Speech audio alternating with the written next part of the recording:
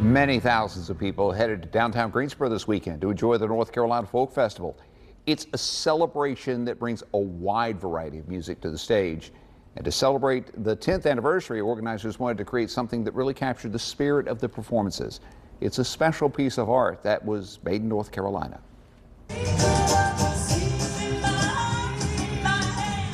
It's a whirlwind of music that blows through downtown Greensboro.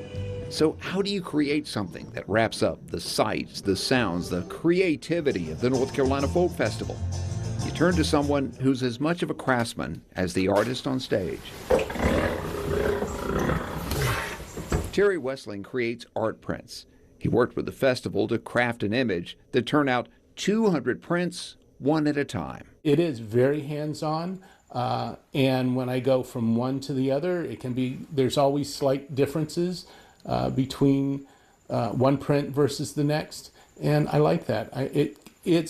While they're the same subject matter, they're all unique. He spent more than 40 years working in design, so he's used media of all types.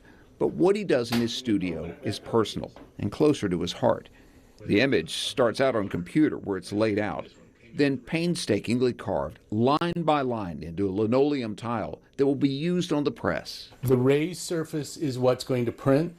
The carved out area is what's going to be the negative space. That would be the white if it was a black and white, similar to what you see here on the laser print.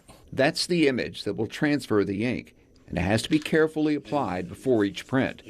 Then it goes into one of his vintage presses, each one a cast iron mechanical marvel, a few thousand-pound machine that's as precise as a fine timepiece. The press is over 100 years old.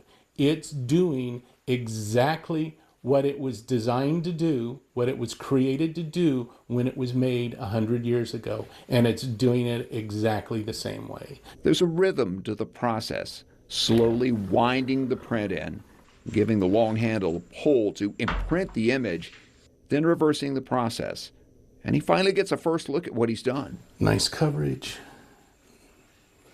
Turned out great. It is very hands-on. And when I go from one to the other, there's always slight differences between one print versus the next. And I like that.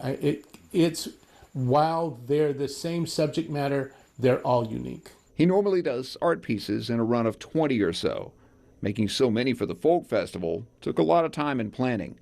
But he says there's a real connection between his painstaking method and the creative process behind music. The people at the Folk Festival, they understand the art. They understand what this is.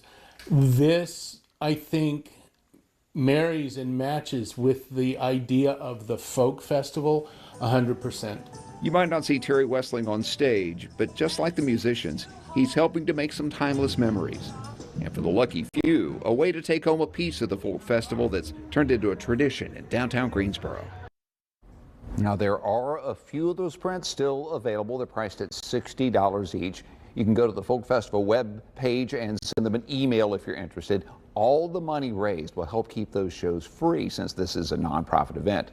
And if you want to see more of Terry's art and purchase a piece for your collection, check out his website, T. Wessling. That's TWESSLING.com. Again, it's TWessling.com.